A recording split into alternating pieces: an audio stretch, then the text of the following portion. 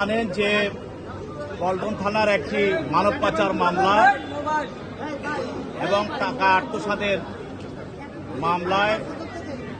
Lieutenant general অবসরপ্রাপ্ত মাসুদ উদ্দিন চৌধুরীকে 5 দিনের পুলিশ রিমান্ডে নিয়েছিল এবং এই রিমান্ডে জিজ্ঞাসাবাদ করে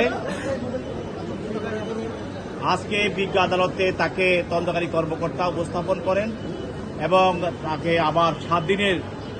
রিমান্ড চেয়ে দরখাস্ত দাখিল করেন আদালতে। তদন্তকারী কর্মকর্তা 7 দিনের রিমান্ডের পক্ষে তার যে বক্তব্য সেটা হলো যে তাকে জিজ্ঞাসাবাদের পরে এই মামলার বিষয়ে অনেক তথ্য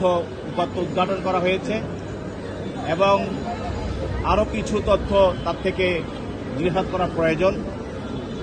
এর কারণ ইতিমধ্যেই একজন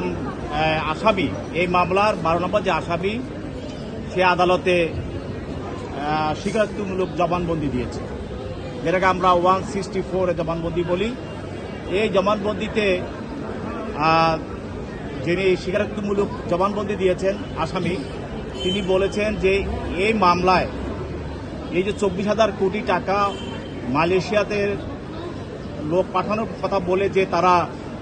মানুষ থেকে গ্রহণ করেছে এবং এর মধ্যে তারা 24,000 কোটি টাকা আত্মসাৎ করেছে,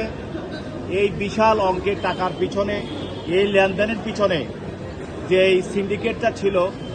তাদের এই সিন্ডিকেটের মূল পিছনে কাজ করেছে বা এটার সঙ্গে তারা সম্পৃক্ত হয়ে কাজ করেছে যে ফ্যাসিস্ট হাসিনার বোন শেখ রেহেনা এবং তার ছেলে জয়, সজীব ওয়াজেদ জয়, এবং আরও বাংলাদেশের আরও ধরেন বিখ্যাত কয়েকজন ফ্যাসিস্ট হাসিনার সহযোগী রিক্রুটিং এজেন্সির মালিক নূর আলী, তারপরে লোটাস কামাল, এছাড়া নিজামুদ্দিন হাজারি, তারাও উল্লেখযোগ্য এটার সঙ্গে জড়িত ছিল। মোটামুটি বাংলাদেশের মালয়েশিয়াতে এই বিশাল পরিমাণ সংখ্যক লোক পাঠানোর যে একটা প্রক্রিয়া, সে প্রক্রিয়ায় এরা সবাই এই সিন্ডিকেটে অংশগ্রহণ করেছে। সরকারের উপরে মহলকেও তারা সন্তুষ্ট রেখে এই 24,000 কোটি টাকা তারা আত্মসাৎ করেছে। পরিণামে এক সময় গিয়ে এগুলি জানাজানি হওয়ার পরে এক সময় মালয়েশিয়াতে আমাদের শ্রমবাজার বন্ধ হয়ে গিয়েছিল।